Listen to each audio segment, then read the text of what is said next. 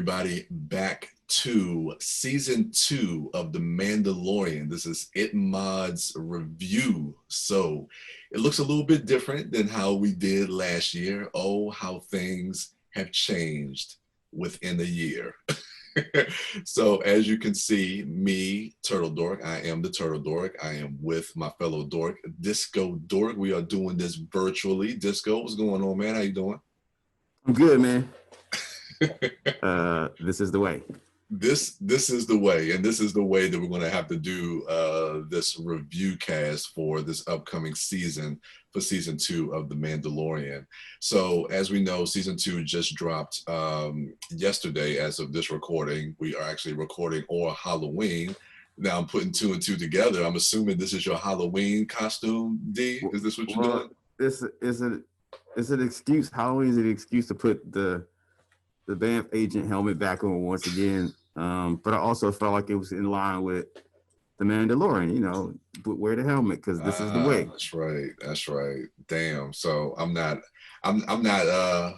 part of because I took my helmet off, so I'm not officially a Mandalorian. Nah, you Timothy Oliphant's character. Okay. So you good though. I'm good with that. I get to wear the Boba Fett helmet. I like that.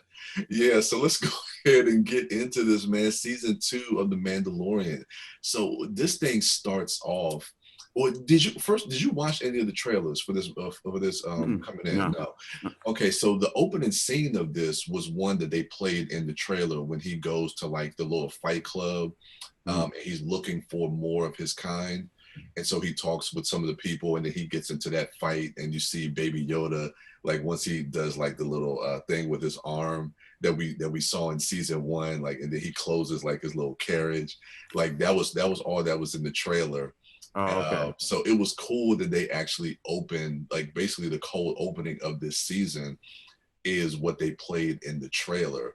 But you not seeing that scene before, because I know a lot of people were anticipating that scene. And that was one of the selling points, seeing that. What was your thoughts like with that opening scene and how that played out? Well, I mean, obviously, the biggest thing of note to me was seeing the Gamorrean in there and the fighting, just seeing those characters, familiar characters. So I thought that was cool, which, that turned out to be pretty indicative of the rest of this episode because there's a bunch of callbacks to previous Star Wars films in this episode. And, starting off with that one, which I feel like was a pretty big one. I don't know, I put a big smile on my face, but then, the rest of that scene playing out, we get our first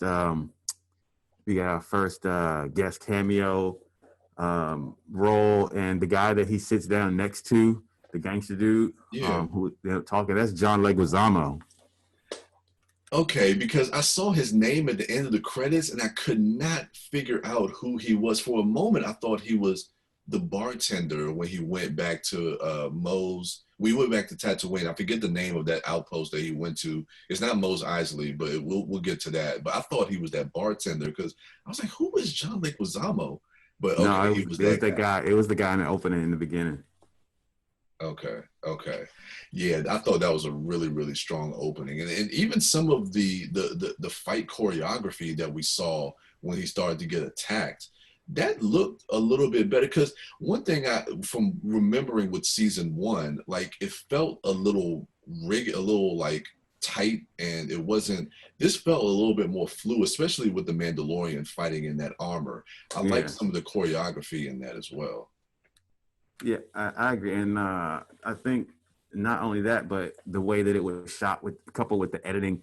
I also saw this, the cinematography too. Yeah. So I don't know. I felt like with that shot of him walking away from John Leguizamo's character hanging upside down, and like he shoots the light out, and then all the little red eyes, the beady red eyes come in the dark, coming closer towards him. I thought that was a pretty cool shot. Yeah, I thought all that stuff was really cool. So they did a great job with the cinematography in that. So we get information that he knows where one of his kind is back on Tatooine, and he states that he's spent time on Tatooine. And so I started to watching this episode. Because I knew Boba Fett was going to be in this, and I knew we'll get to all that. Is he in the trailer? What's that? Is he in the trailer? No, no. I just Okay. knew from the like the news stories. Okay. And I mean, again, this is going to be a spoiler review, and I'll put that in the description. So this is a spoiler review, but it was already tipped that the news came out that Tamora Morrison, that's his name. Oh, the actor. Yeah. Yeah. Yeah. I was trying to remember his last name was Morrison. Yeah, from Attack of the Clones, that he was going to be in season 2 and he was going to be playing Boba Fett. So I knew that we were going to get him at some point. So once they started to kind of drop and telegraph that this could possibly be him meeting up with Boba Fett, I was like, okay, maybe we'll probably get him, but we'll get to a lot of that a little bit later. So he gets to Tatooine, and he gets reunited with what's the actress, is the comedian Amy Sedaris, and Yeah. She's great. She's yeah, great. everything with the droid. So it was good to see her character again. And so she lets him know, like, Mose, I can't remember the name of that outpost, but he goes to this town, and this is where we meet up with Timothy Oliphant. And guess what? I didn't even recognize him when he first came on, even when he took his helmet off.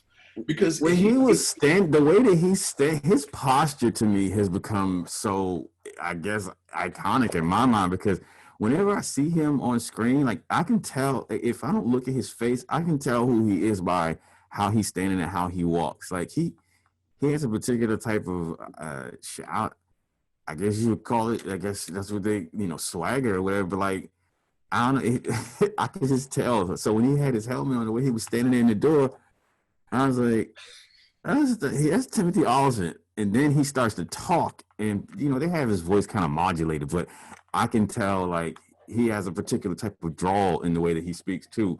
And I was like, oh shit, that's Timothy Oliphant. And then when he took his helmet off, yeah, I was like, damn, like, he has his hair growing out in this. The last time I seen him recently, I think, was in Once Upon a Time in Hollywood. And so it was kind of, I don't know, he looked kind of off to me. Something about the way he looked was off to me. But when they showed his face in The Mandalorian, he had he's grayed out, his beard is all grayed out, so he's showing his gray, but he's growing his beard and his facial hair out. And I don't know, I think he looked pretty good, man.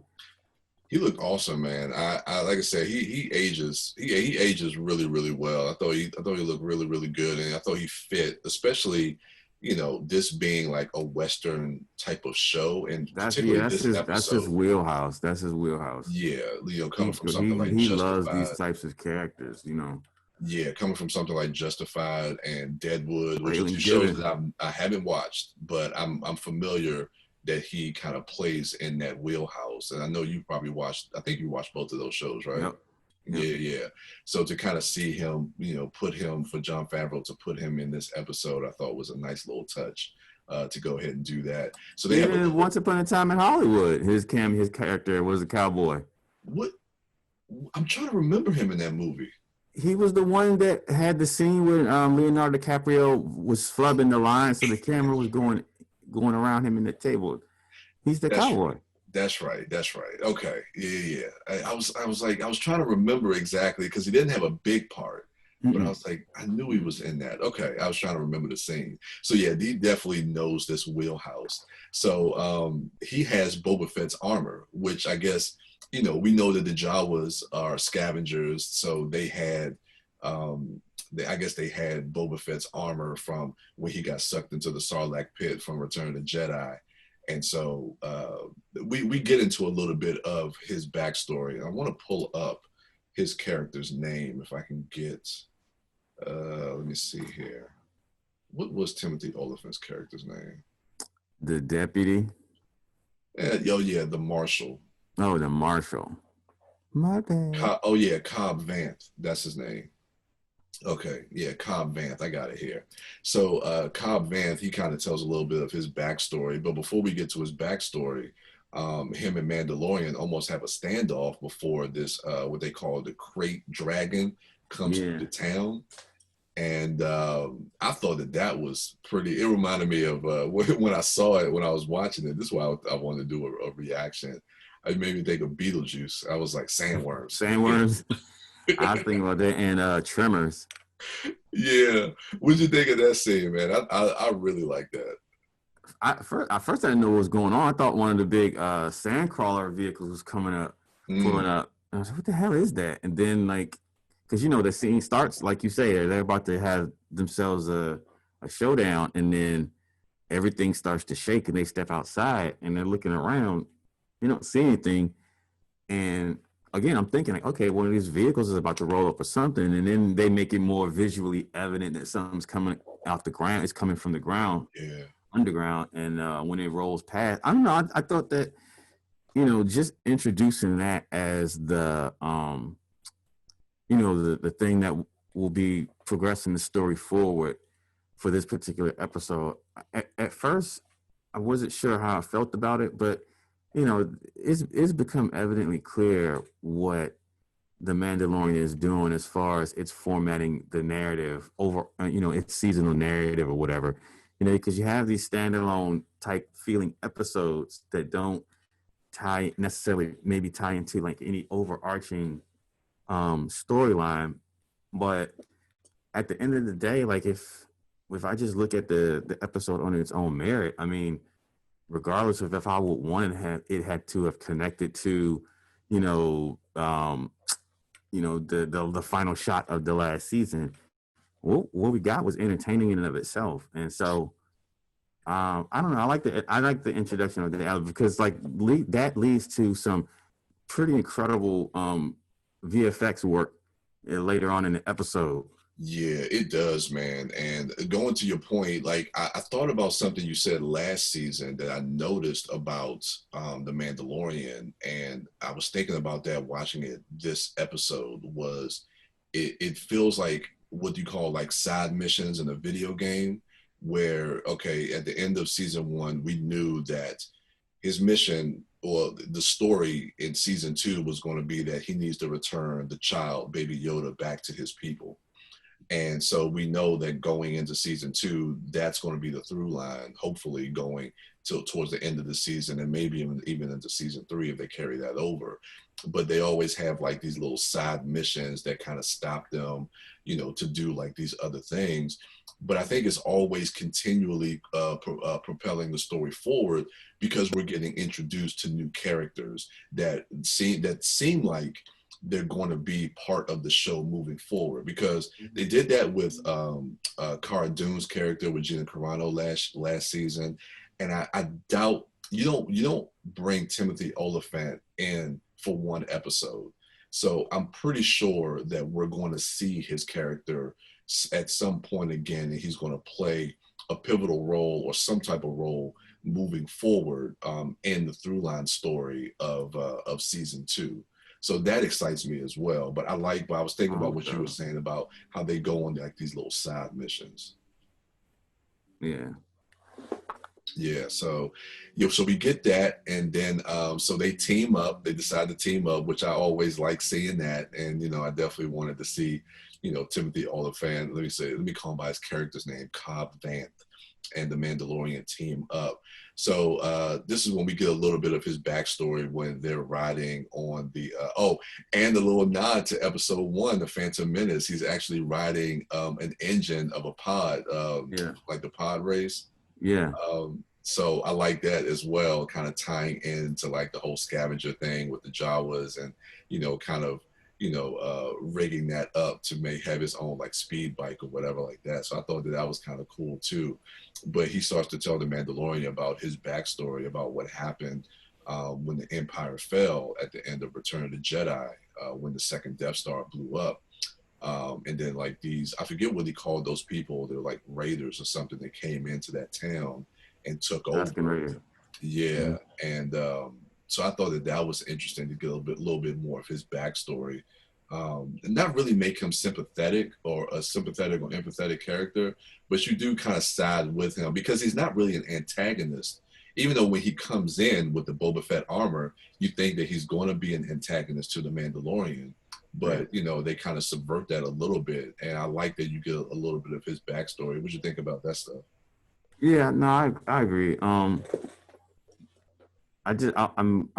curious. I'm curious to see how just like with the introduction of the character, a bunch of the supporting characters from season one, yeah, the introduction is cool, but I'm extremely curious to see how these characters are used moving forward, because I feel like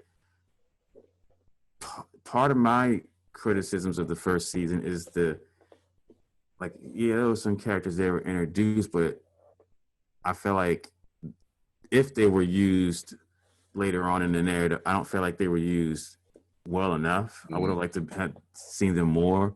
And so I hope that, with the introduction of these characters, especially Timothy Olyphant, like you said, you don't particularly want to hire Timothy Olyphant for just a cameo. The dude can, that was one thing I was noticing about this episode as I was getting towards the end, is that people always, when we talk about, cool Hollywood actors, Steve McQueen always comes up, James Dean always comes up. But I mean, especially like now in modern times of our era, outside of like Denzel or Samuel L. Jackson, like the only other people that I can, one of the first persons that pops in my head when I think of that shit is Timothy Olyphant. Like that dude always exudes like a really laid back type of swagger.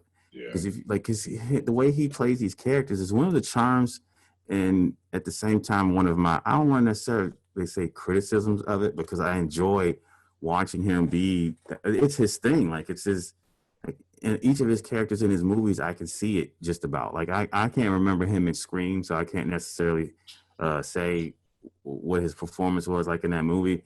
But if you look at like Raylan Givens, if you look at like his character in Deadwood, if you look at his character in this, and look at his character in Once Upon a Time in Hollywood, it's the same thing. Like he just makes it, he's just effortlessly cool. And so I would, and plus how the rapport that he grows to have with the Mandalorian, and how that ends, how the episode ends, and where they stand. I want to see them in the future in some type of interaction. Yeah, me too. I really enjoyed Timothy Olyphant. I mean, he kind of harkens back to that coolness of the 60s, like you said, like the Steve McQueens, the James Deans, and things like that. And we don't have a lot of that style of or that caliber of actors now that kind of exude that type of coolness. I mean, we have like those people you talk about, like a Denzel or a Sam Jackson or a Tom Cruise, that has that name recognition, and they have that star power and that charisma and those things that we love. But just like one of those like character actors that just exudes that type of coolness. He has that James Dean, Steve McQueen vibe to him that I think a lot of people are kind of drawn to him because of that. So I think that was cool to see that. We get introduced back to the Tusken Raiders, and I did not know that the Mandalorian knew how to speak the Sand People language. That was actually kind of funny. It was kind of cool. It was a cool like little character trait that they revealed, but it also kind of injected a little bit of humor. I thought I kind of laughed when I saw that, but they kind of they team up with them, because the townspeople and the Tusken Raiders have always had kind of like this strife between them. And so now they kind of have this common enemy of the Krayt Dragon that now they need to destroy, because they say that when the Mandalorian talks to them, they want to kill the Krayt Dragon as well. So again, another great Western trope, having the townspeople and the Tusken Raiders team together to fight this bigger threat. That whole plot, that whole story plot. What did you think about that? Yeah, like instantly recognizable for what it was. But it made for like my favorite scene in the episode when they go to set up like this lure trap, and they set up this beast out there for the giant sand dragon to come eat, and then like the Tusken Raider is standing next to it, and it comes out and it eats him instead of the damn bait. And that shit was like, I don't know why I thought that was so funny, but that made me laugh so hard. Dude, that shit was hilarious, man. Because they went through that whole elaborate thing to get him out And it's like, can you imagine being the person chosen to have to go? It's like, all right, I'll go ahead and take him there. It's like, it should be fine. Like, he's going to eat him because he's big, he's meteor. And, we saw the Krayt Dragon eat him when he came through the town. Yeah. So it's like, all right, bet. And so he starts running away. And I started thinking, I was like, dude, he's about to go. And like when he came up and took that little Tusken Raider, that shit was hilarious. I thought that was so funny. But then, like, outside of, that visual gag or whatever, what I was mentioning earlier, like the VFX of that, not just that moment, but that creature in and of itself in the entirety of the episode, especially towards the end, because at that point we're talking about like studio movie released Star Wars film level VFX quality, right? Like not dialing it back because of it's a TV show, but like the VFX work was incredible. Like whether it be the sense of scale, like the sense of weight to that creature, the animation of all that freaking sand. I don't know. I thought it was astonishing. So really good work in that department. Yeah, I'm trying to remember now. I guess maybe we could kind of go towards the end of the episode, speaking to those visual effects that you're talking about.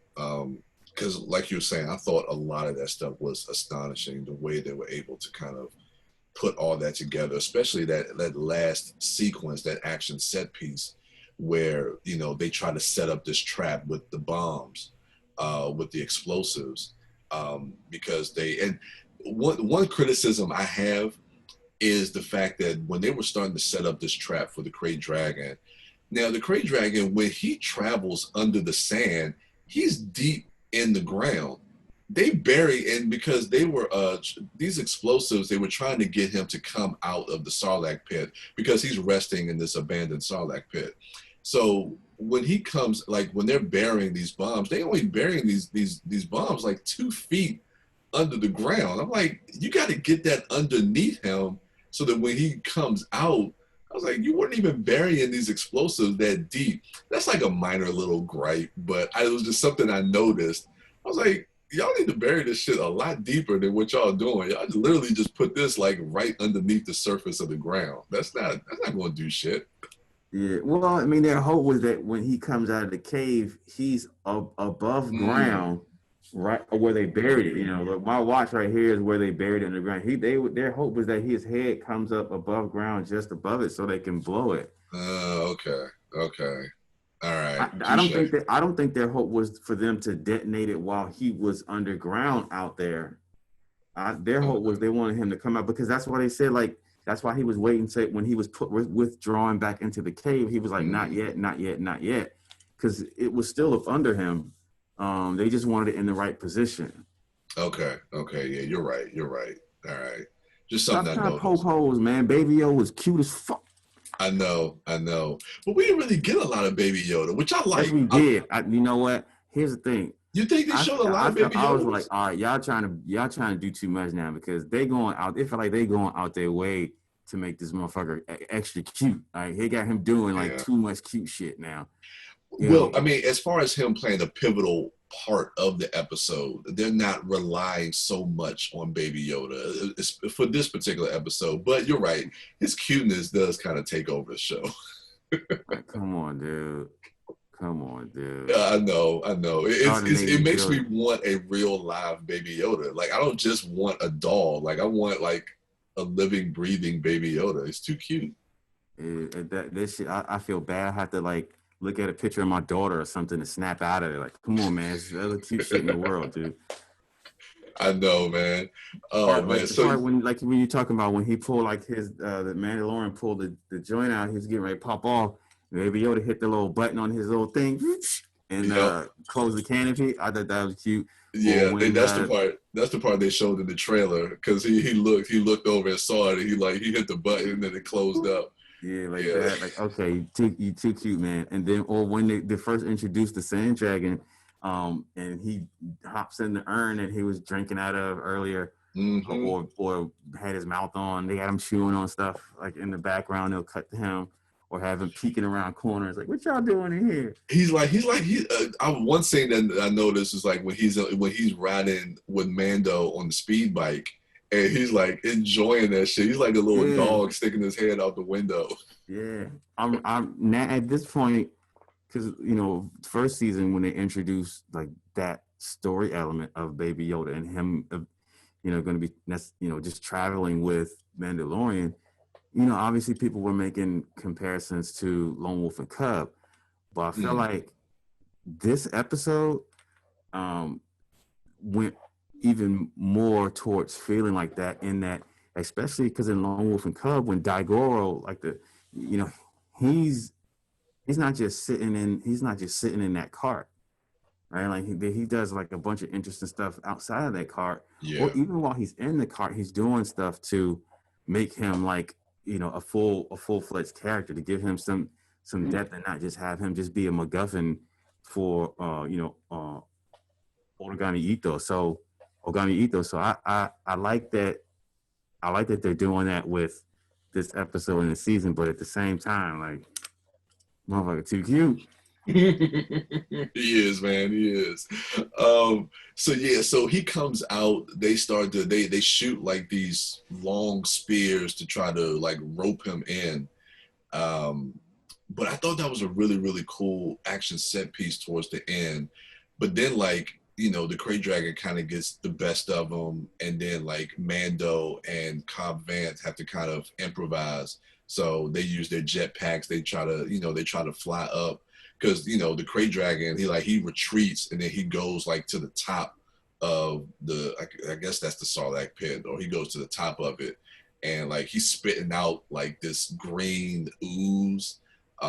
Which I was thinking, like, I didn't know if it was that stuff acidic? Was that when that got on I was him? thinking so, because it reminded me of Aliens, because when he was spitting people with that ooze or vomit or whatever, it seemed like the people were dying or disintegrating. So it seemed like it was like something reminiscent of Aliens, but that was something they brought in, because they didn't really tip their hand to that for that creature early on. So that was kind of like a surprise that they brought in, that the people had to adjust to. That wasn't in the trailer? Nah, none of that. None of that from this episode was in there. It was really just kind of like, they probably showed stuff from like other episodes, but from this episode, the only thing that was in the trailer was that first scene. Yeah, so all this other stuff, but like when they're flying, when Mando and Cobb Vanth are flying and shooting the Krayt Dragon, like I said to myself, I was like, them shots ain't doing shit to that thing. And then Mando's like, this ain't doing nothing.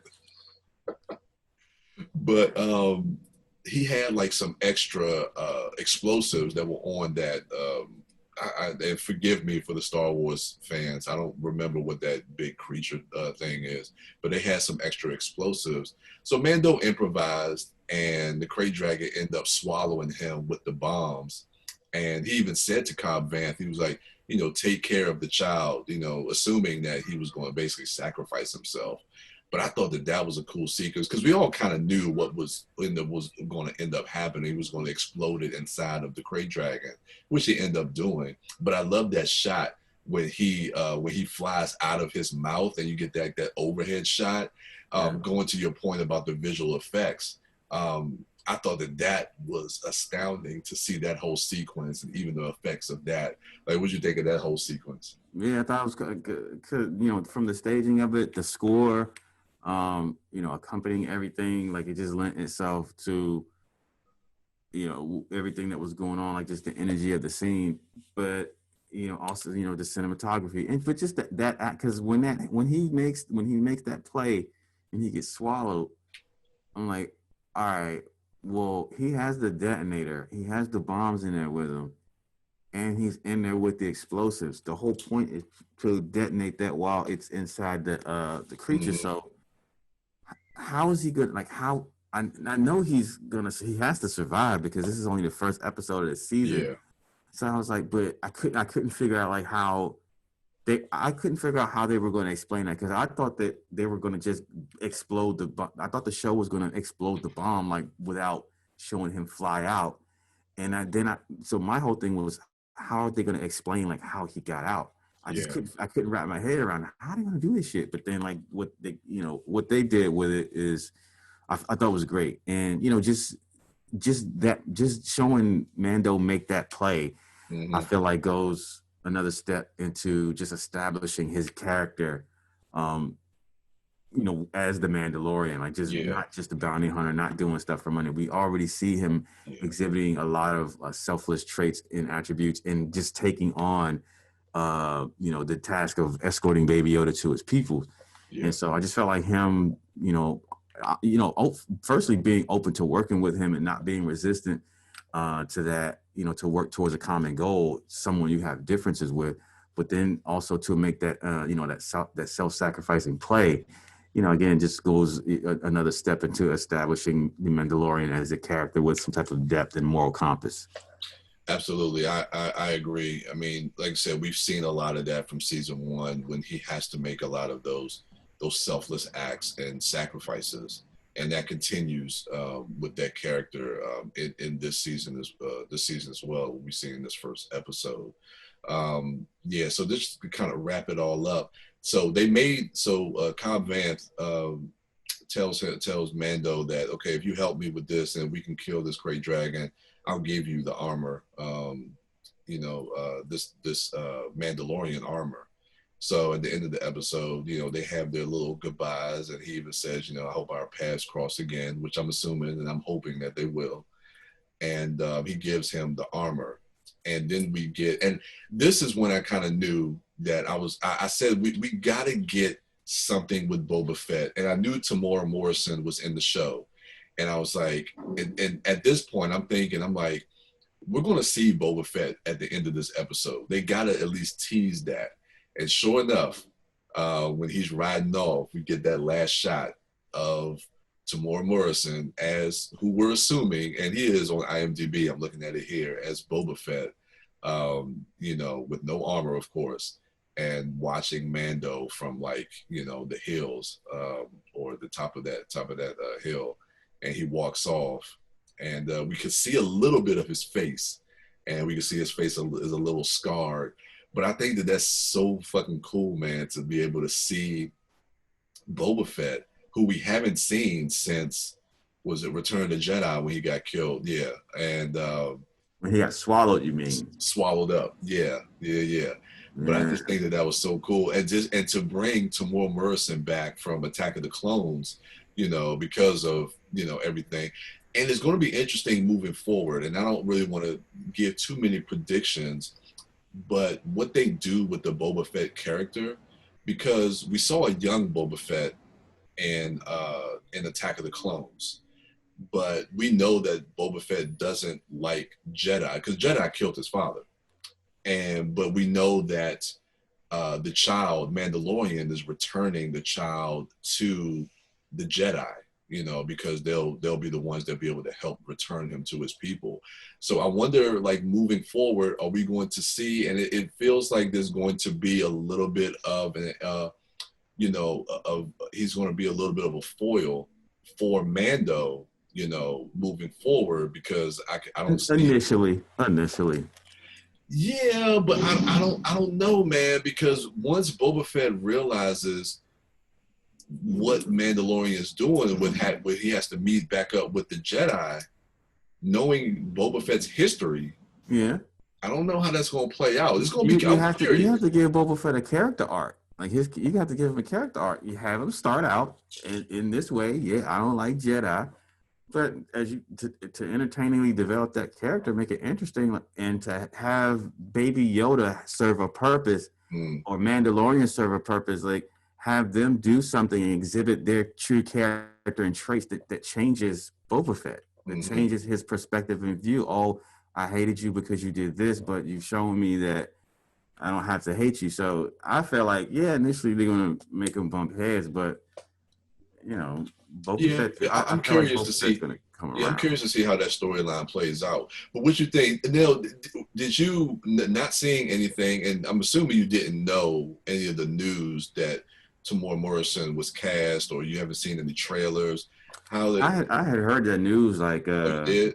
earlier in this year or like last year, but because I stay away from trailers and stuff like in news about Star Wars stuff like that. I don't steep myself in it like constantly Yeah. anymore.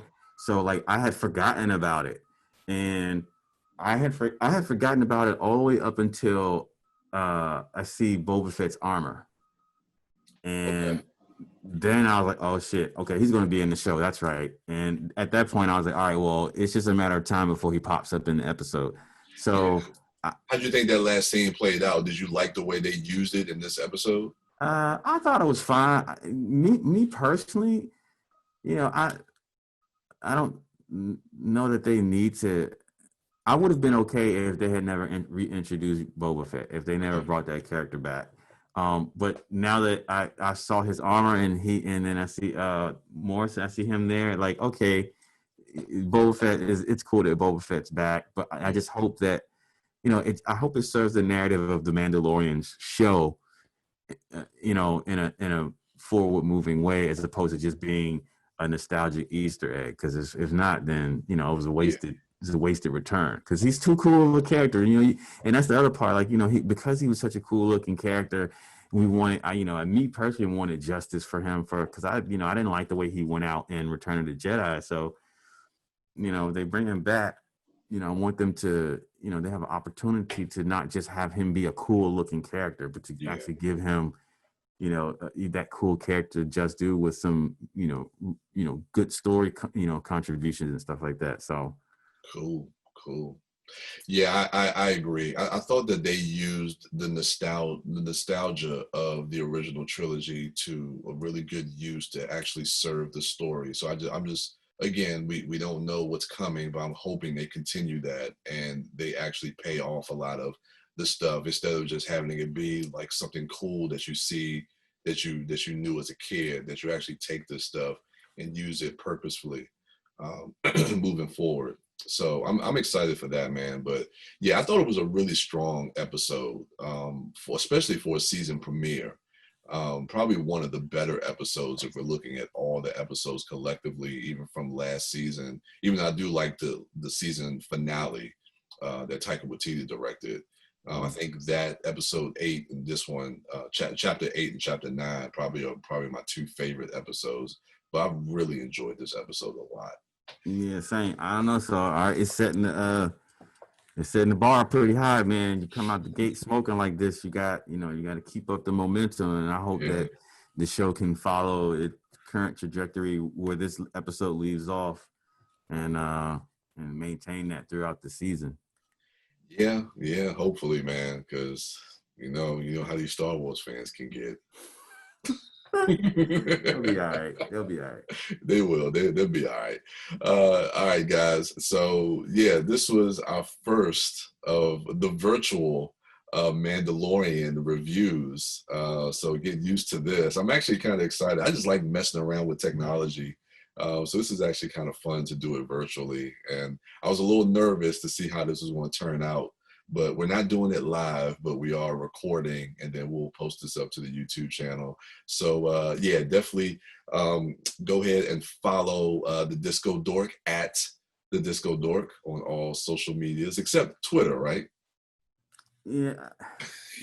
I mean, you can if you like. I'm not on there regularly, so i.e. never. yeah, people be toxic sometimes, man. It is, man. It is. I But had to do a no, cleanse. I had to do a cleanse. I don't blame you, man. Believe me, I definitely don't. Especially during this upcoming week, you're good. Oh yeah. Maybe catch me in the new year. I might hop back on the new year. It depends on the response to this season of this show. Because when we did our joint for last year, like I interact with the people on YouTube. Yeah. I interact with the comment section, man. I talk, so we get a good response. Then I'll hop back online.